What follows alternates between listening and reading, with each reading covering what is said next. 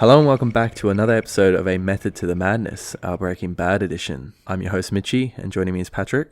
Hello. And this week we're covering Season 2, Episode 13 of Breaking Bad, titled ABQ. That's the area code for Albuquerque. This is a pretty fucking good season finale, although it doesn't kind of finalize anything, it just makes everything worse in my opinion, but we'll discuss that. And the introduction of another great character. Yeah, which was an accident. What? Was it? Yeah, Mike. You talking about Mike? Yeah. Mike Ehrmantraut in that scene, well, it's meant to be Saul Goodman doing that. Ah. Right?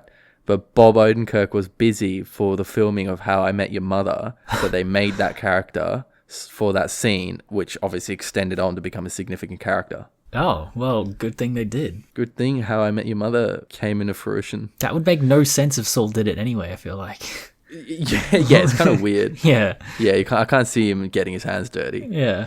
Yeah, anyway, plot. Right. Numerous investigations from the NTSB collect and catalogue debris, including a half-burnt pink teddy bear that had fallen around the Whites' neighborhood. In the distance, 2 columns of smoke can be seen. Jesse Pinkman wakes from his heroin-induced sleep to find Jane Margolis dead, having choked on her own vomit. After a frenzied attempt at CPR, Jesse contacts Walter White for help. Feigning ignorance of Jane's death, Walt calls Saul Goodman. Saul sends Mike Ehrmantraut, a cleaner, to remove evidence of drugs from Jesse's apartment and to coach him on how to interact with authorities. Jane's father Donald arrives at the apartment to find that his daughter has died, with Jesse being interviewed by the medical examiner. Jesse is unable to look Donald in the eyes and, believing himself to be responsible for Jane's death, runs off to a crack house. Walt locates Jesse and takes him to rehab. Finally, the Wikipedia description actually talks about the cold cut openings, which is nice. What I find, like, this is a pretty big one, right? But I kind of like how it starts exactly the same as the start of this season, with the hose pipe dripping. That's the exact first scene in this whole season. Oh, is it? Yeah, but when you see those 2 plumes of smoke, and you realize the scale of what the fuck is going on, which you don't know by that point. You don't know it until the end of this episode. It's pretty fucking crazy. You're like, how do you tie this event to Walter White? Yeah. It seems like, you know, if you're an astute viewer watching this, yeah, and you're like, Walt's arc this season doesn't place him in any immediate danger. Like, you know, they have to do some serious fucking heavy lifting in this episode for, like, the events of whatever this is to occur. Yeah, which... Mm-hmm. And this is a bit, right, I'm going to kind of skip forward and assume that we already know it's a plane crash and shit. But seeing those 2 body bags at the start, which has been foreshadowed, I think, in a previous episode, right, where you see the 2 body bags, and you're like, fuck, that's got to be Walt and Skylar or some shit, you know, that's what you would assume. And then it turns out those 2 bodies could be whoever the fuck cares from these 2 planes, right? Like, it literally doesn't mean anything who those bodies are. They just happen to land there. And I was sort of at, like, what a cheap way of building suspense. Because, like, you know, you deliberately foreshadowed this, like, there's 2 people dead, and you think they're of some significance, but it turns out they're literally meaningless people. But then I kind of thought about it. I'm like, but... these planes crashing they're a consequence of Walt's actions, right? And then to have those bodies kind of land there kind of makes it a little bit more significant. Like the irony that these 2 bodies land on his house or near his house, and he's the one that actually caused it. Yeah, I mean, they are his victims. I mean, in like a very detached way. I mean, if I was like viewing this week to week, yeah, you know, and then this was the season finale, and then that was the reveal, and I had to wait another year to see the next episode, I'd be pretty pissed, you know, but like being able to binge this show, I think, you know, it works, but yeah. Yeah, that's a good point, actually. Yeah, I don't know. It's kind of weird having those 2 bodies there. Kind of seems unfair almost, leading you on. But anyway, poor Jesse in this episode, eh? Man, him in the crack house. That is a fucking moving scene. Holy shit. Yeah. Like when he sobs into Walt's arms and like grabs him, you know, because he's seriously fucked. Like he obviously really did love her, and it's just painful to watch, you know, knowing that Walt knew exactly what was going on the whole time. Like when he gets the phone call from Jesse, it's almost like he's trying to put on these expressions on his face, like, oh, you know, shit, like, wow, that's so devastating. I'm so sad and stuff. As though Jesse is in front of him, that he needs to make these expressions. But of course he doesn't need to make these expressions because he knows what's going on. You know, it's almost like he's trying to convince himself that, oh, like, I didn't do anything bad. I didn't know about this. Like, he's trying to absolve himself of that guilt. And then I like at the crack house when, you know, they're hugging and then Walt calls him, like, son. And, yeah, man, like, I just love the relationship. It's so fucked up, but also kind of, you know, nice. Yeah. But what do you think of Walt, though? He's literally, like, I don't know, it's just, what he's doing just seems so evil. Yeah, I mean, yeah. It's evil, but I don't know. He's like deluded. Yeah. Yeah, he's deluding himself into thinking that, you know, he's not as evil as he is. Yeah, I suppose. But really what he's doing is, yeah, truly fucked. Wait, in the plot summary, did we get up to when Hank is talking about his like how he suspects? No, but I don't think it comes up, so you might as well talk about it, yeah. All right, well, I just love how Hank mentions Jimmy Hoffa. Yeah, like, because we know who that is now because of the Irishman. Yeah. That was one thing I thought of. Like, I had no idea who the fuck this guy was before, and it would have just flown right over me. And now I know. It's so good. Yeah. Benefits of doing a movie podcast. Yeah. Yeah. Oh, that's good. I understood that reference. Yeah. Yeah. What do you think of the whole money laundering thing through the PayPal website, the donation website, and Skylar and Flynn, Walt Jr. getting really excited over it? I don't know about them. Like, I was just thinking about the morals of this. Like, obviously Walt's pissed off because, you know, he doesn't get to show that it's his money that he earned, blah, blah, blah, whatever the fuck. But it's the fact that these two people, his son and his wife, kind of think like these donations are coming from somewhere, but they're obviously not. They're just all fake and scam, you know. Like, is that also like another truly evil thing that Walt's doing? I hadn't really thought about like assigning a value to it. I don't know. I don't think it's evil. Do you think it's evil? Well, it's like the fact that, sure, they feel joy, like his son and wife are enjoying it and they're happy that, you know, they're getting money for this treatment. But when you know that it's not coming from anywhere sincere at all, these comments are all bullshit and that people don't actually care, it's so kind of, I don't know, it's just something really miserable about that to me. Right. Yeah, it's funny too how like Walt is also miserable. Yeah. Although for different reasons. Yeah. Yeah. But no, I don't know. Like it is insincere. Yeah. I don't think it's necessarily evil though. I don't know, it's just something about it that really makes me feel like it's fucked up. Yeah, okay. Just leading these two on to think that people care. And they really, the truth is the world doesn't give a fuck about him having cancer. Yeah, right. Yeah. It's very like pessimistic kind of undertone. Yeah. Yeah. And also like how when the money comes in, the bell dinging is the same as Hector's bell. Oh. And then when Walt comes in, he's like, "Can you turn that off?" It's almost got like a secondary layer to that. Like, Can you turn that off? Because it reminds me of that fucking Chuko incident. Right. I didn't even catch that. Yeah. Yeah. Nice. Anyway. Meanwhile, Walt is preparing to undergo surgery to remove his cancer. The website that Walter Jr. made to bring in anonymous donations, in reality being used by Saul to launder Walt's drug money, has gained media attention due to its apparent success. Walt is uncomfortable in the spotlight. On the day of Walt's operation, as he is put under anesthetics, he accidentally reveals the existence of a second cell phone he uses, making Skylar White suspicious of his activities again. 6 weeks later, after Walt is released from the hospital, Skylar reveals to him that she has investigated his behavior of the past several months and found out he has lied to her many times. Walt offers to tell her everything if she stays, but she is too afraid to know and decides to leave him. By this time, Donald has returned to work as an air traffic controller. While on the job, his mind wanders back to Jane's death and his emotional state. He inadvertently allows the flight paths of 2 commercial airlines to cross over Albuquerque. Walt is sitting beside his swimming pool when he is startled by an explosion overhead. He looks up to see a fireball in the sky above his house, the result of an apparent mid-air collision.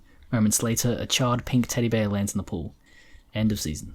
Do you remember the scene with Hank where he meets Gus Fring? Yeah. Dude, that is so good.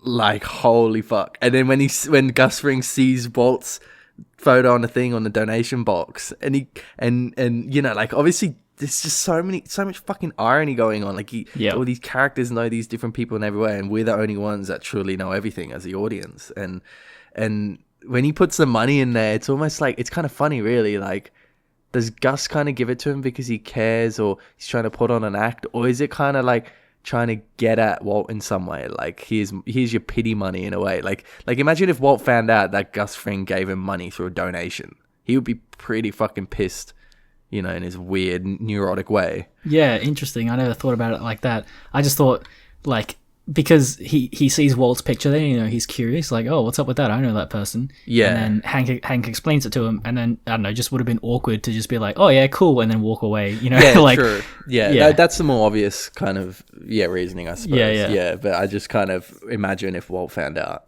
Right, yeah. Yeah, that is interesting. I like that. And, you know, like, really smart by Gus to be, like, a sponsor of the DEA. Yeah. Yeah, I mean, yeah, what a great criminal. The second cell phone thing comes back again to haunt the story. Which is weird because I feel like Skylar knew about that and then she just dropped it, right? Yeah, so I agree too. At some point in this season, she was really pissed, and in the next episode, it's almost like it never really happened, and she's kind of happy again. So she must have believed it in the end, which is what she says at the end of this one. She's like, I had to believe the fugue state, you know, because who the fuck would ever lie about that?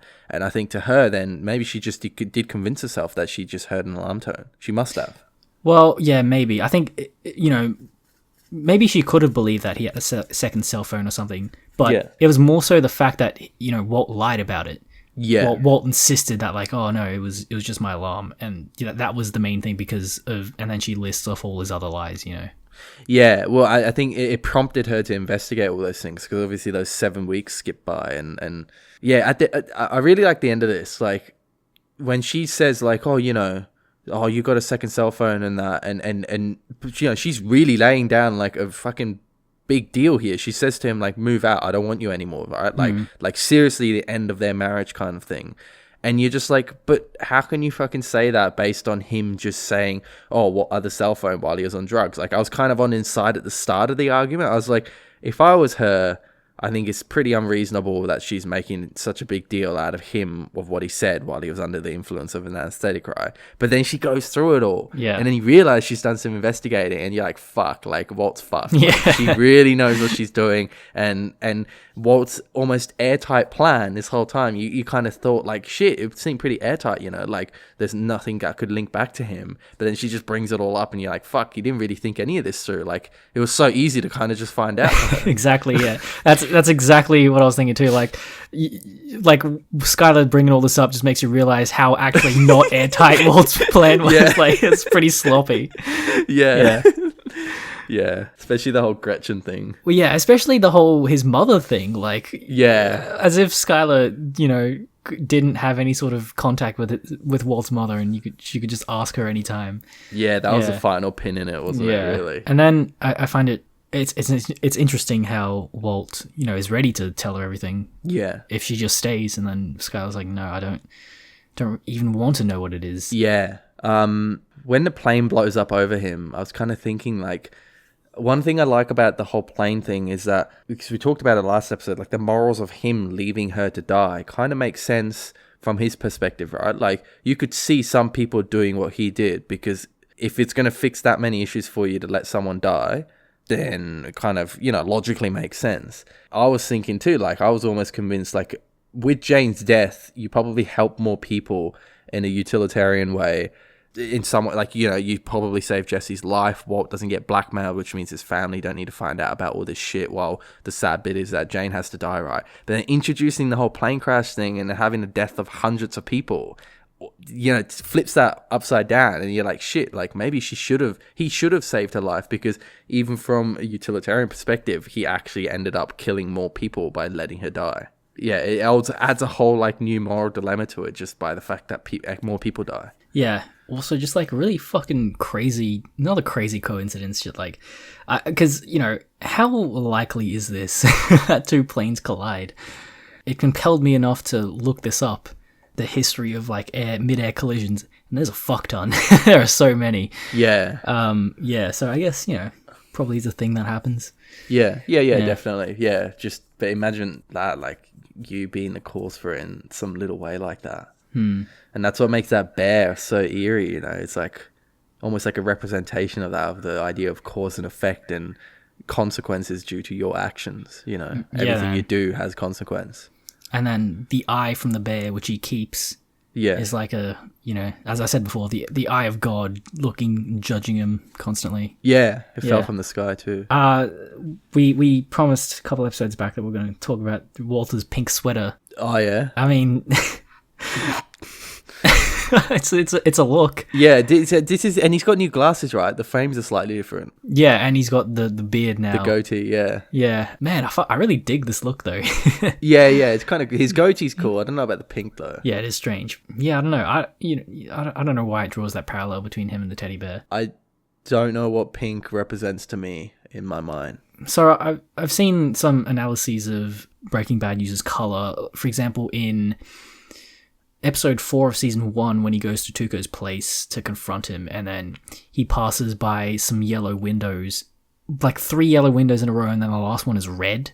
And then Crazy 8's car, when it pulls up, is like bright yellow.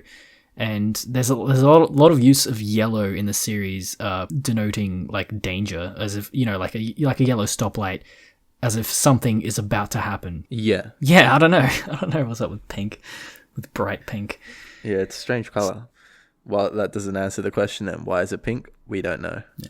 Oh, also, I know this is just like nitpicky thing, but when Walt's, has the anesthesia going through him, it takes like a minute for him to pass out. Like, that is not how anesthesia works, is it? What?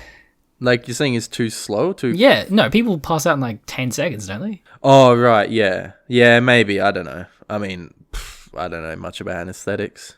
I like how no one was there either. Like, they just kind of, nurses all left and then let him kind of go under. Like, yeah, you'll be right. Yeah. Yeah. Just dope him up. Yeah. Anyway. All right. Well, we got season 3 coming up soon. Ooh, exciting. Yeah, I'm so excited, actually. This is when it gets good. Yes, it is. Yeah. All right. See you next time. See ya. Is this one of your agents? Oh, yeah, no, it's my brother-in-law. Yeah, he's got a health issue. We're trying to. Oh, I'm very sorry. What sort of health issue? Lung cancer. Oh, that's a rough one. Oh, hey, you don't have to do that. Please, I'm happy to do it. Thank you very much. You're welcome. If you like this series, Mitch is going to tell you where you can find more of these. Yep, so you can find us on Spotify, YouTube, iTunes, SoundCloud, or Stitcher. And we've also got a website, amttm.com, where you can find our fabulous episodes on Breaking Bad. If you have any questions, queries, insights, or criticism, you can send them to mail@amttm.com. And as always, thank you for listening.